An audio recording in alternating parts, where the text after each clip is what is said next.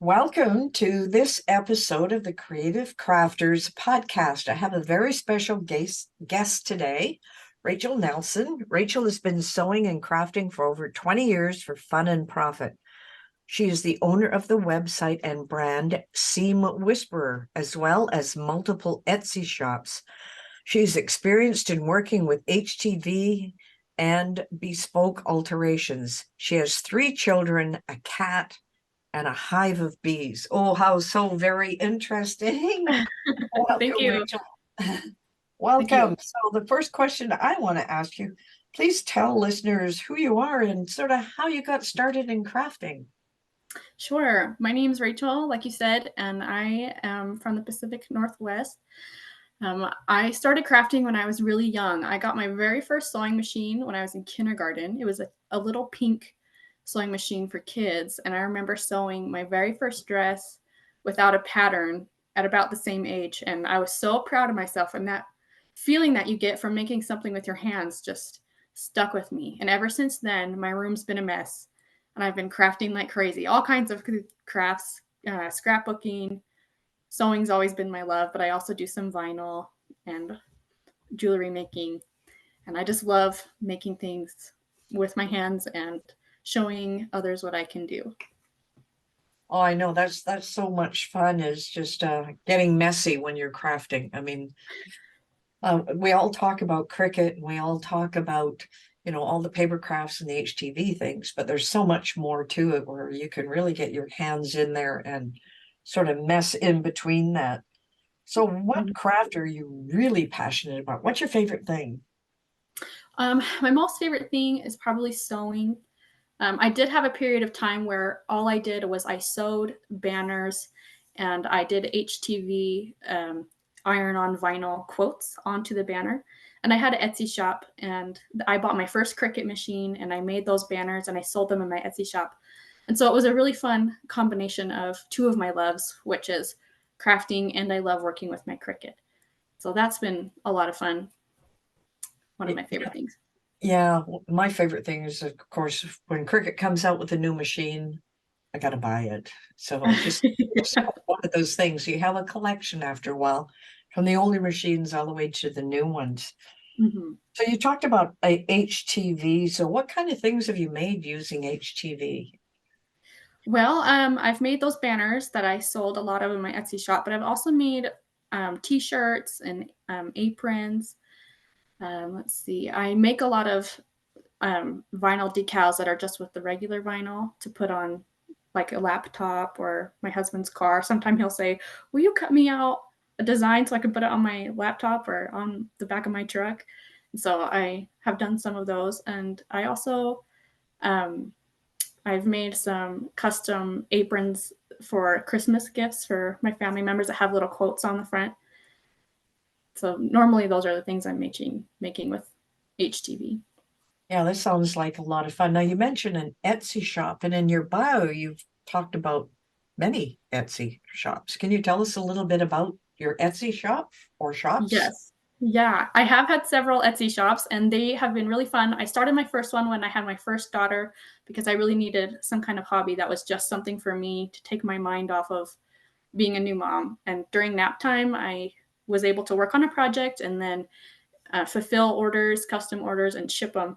And so it was really fun. I don't have that Etsy shop anymore. I've moved on to other projects. And my project that I'm working on right now is this Seam Whisperer blog. So I have several Etsy shops that I've sold things in, but they're not up and running at the moment. Sounds like you're having more fun creating stuff and then sharing it with others. It's just the perfect way to do it. I'm so glad you're going to be in this summit. This is going to be so much fun. Thank Now, you. talking about different projects, so I usually ask everybody where the inspiration comes from, and usually it's shopping somewhere along the line, but you must have your own process like inspiration or need.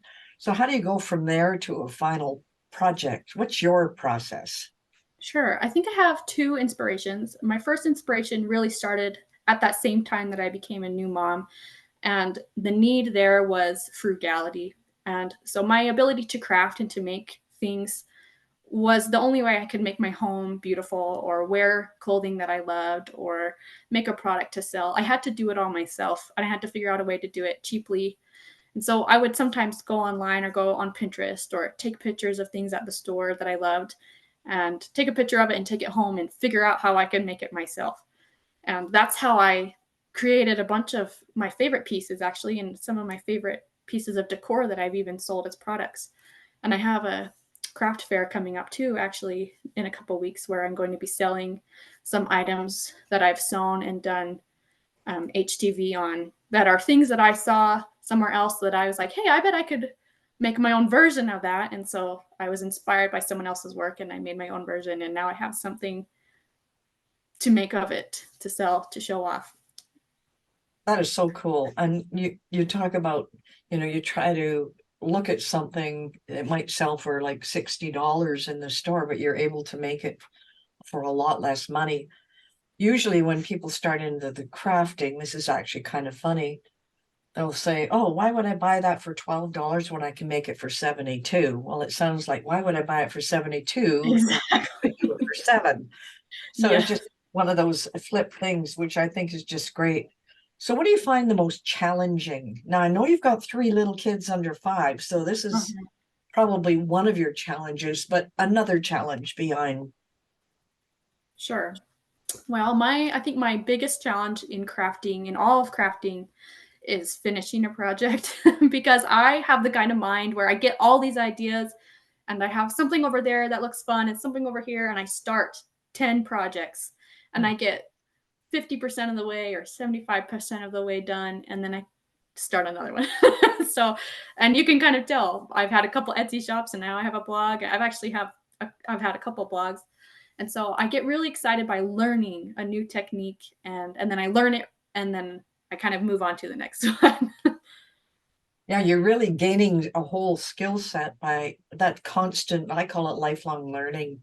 And that's why we ended up putting on summits, because people learn new techniques from everybody when they're in there. And I know they're going to learn a ton from you in this summit, because I get the sneak peek ahead of time, which Right. is just incredible. I can hardly wait to get in there. Well, what's going So to be fun? it is going to be a lot of fun. Now, what advice would you give someone who's interested in doing what you do? Well, the best advice I would give is to allow yourself to fail.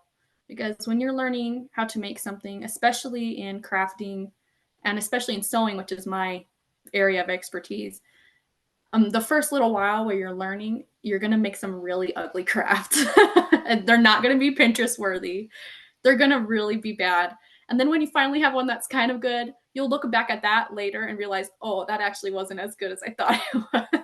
So you just need to allow yourself that vulnerable period of, I'm allowing myself to be really bad at something so that I can later become really good at something. Yeah, it's funny when you do look back at your beginnings. I've got one of my pieces on my wall. It's a silhouette of a tree, and I use buttons for the leaves. And I thought, oh, that's pretty cool. I put it up on the wall. I kind of look at it now, going, oh wow, am I ever far beyond what that Yeah. was? Although I It's still good like, that you kept it though, so you can measure your progress. yeah, exactly. And I find a lot of people will end up tossing out their old crafts. So as you're building your sort of inventory of everything that you've actually completed, what do you do with the crafts? Do you use them as gifts, or what do you actually do with them? Yeah, it is an ever-growing inventory of completed projects. So I do try to give things as gifts. Only do homemade gifts typically. So that gets a lot of things off of my table onto someone else's table. And there are some that I store, and I really like to let my kids play with a lot of the things I make so that they're enjoyed, even though they don't necessarily take great care of some of like the decorations I've made. They like it, and I can't keep it forever. So if I let them enjoy it, then I know that at least that it's being loved and used for a while, and then I'll get to make a new one later. Yeah, as long as it's not well, my garbage can gets full sometimes of stuff. Oh, this is a failure. It goes in there. But I'm glad to hear that you made use of, even with kids playing with it, because kids getting involved in the crafts are so much fun. So I know they're Yeah. really young, but do they ever help you with some of your Oh, crafting? they do. Yeah, actually, a lot of times when I'm on the Cricut and I'm doing vinyl, I'll say, "Do you want to come help me weed?" And I will use my tool to start weeding something, and I'll let them peel it off of the backing, and they think that's kind of fun. So, Well, that's and great. they do some other crafts too, but that one in particular, they like that one. Yeah, I can imagine they do. Now, one of the important thing for the listeners is they have to be able to get a hold of you, get on your mailing list, and just, sort of support what you're doing and grab some of the things that you have. I know you have a lot on YouTube. So if you can just let us know the best way for them to find out all your social media and get to your website. Sure, yes. My website is seamwhisperer.com, and I am posting regular sewing tutorials on there. And I also have kids sewing resources if you want to help your kids start learning the skills that they need to start crafting and sewing. On there, you can sign up for my email list on any page of the blog. You can enter your email. And also, I try to respond to every single comment. So if you have a question, you can leave a comment on any of the blog posts, and I will reply to you. And I also have a Pinterest page that you can follow. And I also have a YouTube channel. However, it doesn't have any content on it yet. But if you want to follow me when I add the content, you will be there already. That sounds wonderful. So it's the seamwhisperer.com. So that's how you can get a hold of Rachel. And I just want to thank you so much for being a guest on the Creative Crafters podcast. And make sure that you listen to all our interviews, and we will continue to add more from time to time. So until then, happy crafting.